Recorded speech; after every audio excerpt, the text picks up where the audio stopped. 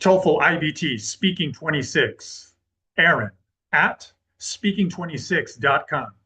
Okay, pharmacists, here we are in June 2025. Registration for FPGEE is currently open. Some of you are watching and listening as you prepare to get 26 on speaking and finish your TOEFL shortly. Good job. I'm proud of all of you. I'm proud of all of you. Your degree of difficulty is harder than anybody will ever know. I'm proud of all of you. Keep giving your best efforts every day. If some days you're more tired, take a little rest. Allow yourself to recharge and then do your best on that day. Today's advice is about TOEFL IBT speaking question number 1. A pharmacist told me that sometimes the questions feel unfamiliar. Look at how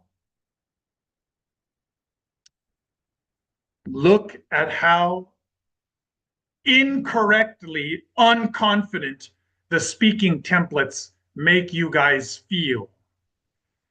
Your TOEFL speaking question number 1 on the real test will be on a familiar topic, just like TOEFL says it will be.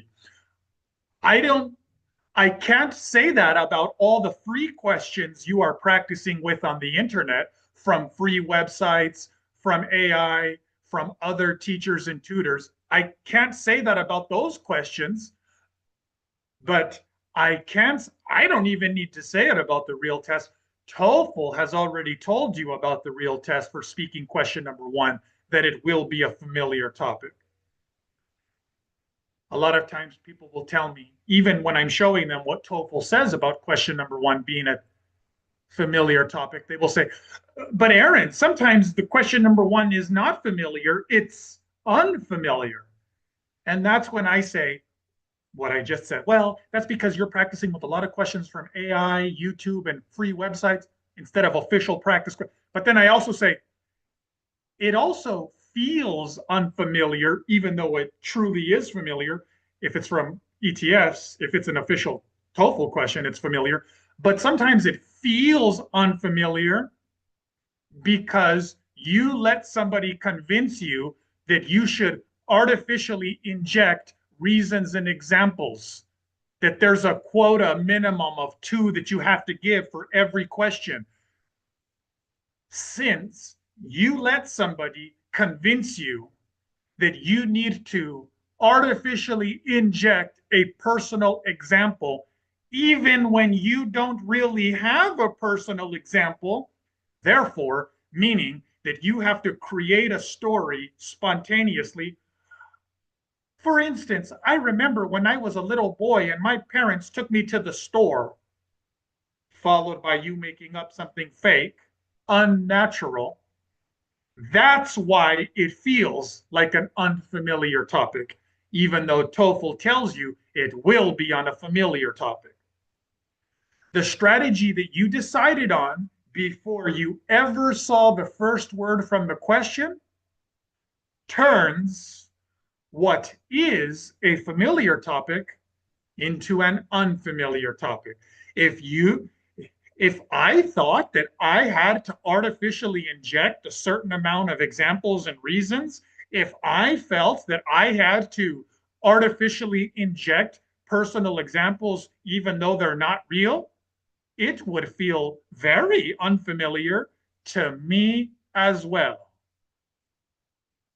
But since I've showed more test appointment numbers that are fully visible, since I've shown more passing 26s with the test appointment number being fully visible, since I've shown more of those than anybody else has, I know how to get 20s. I'm completely confident. Nobody can convince me of what they convinced you of, to artificially inject things, to be thinking and speaking in unnatural ways.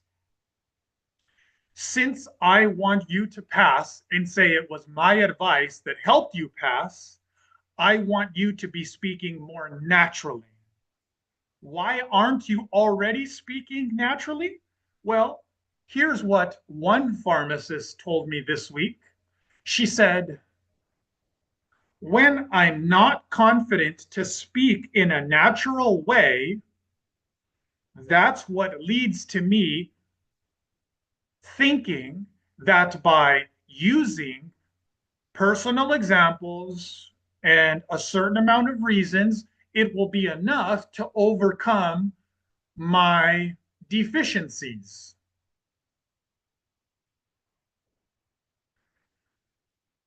When you guys practice that way, you are training your minds.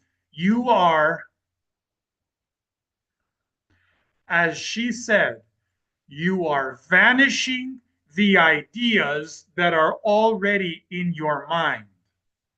Adult, university graduate, pharmacist, you already have many good ideas in your mind.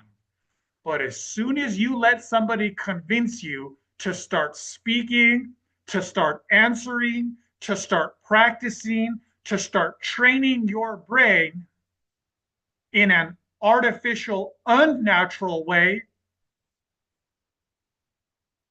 you vanquish the ideas that are already in your mind. I want you to get better at practicing. Increase your confidence by using the amount of courage that you already have. If today you are I know you want more confidence. I know you want more courage, but it's not like you're at level 0 confidence. It's not like you're at level 0 courage. Use the amount of confidence that you already have to answer every question number 1 as naturally as you possibly can. Maybe that means you have to go through a period of 1 or 2 days not liking your answers. Good things will happen after a short period of 1 or 2 days. Aaron at speaking26.com.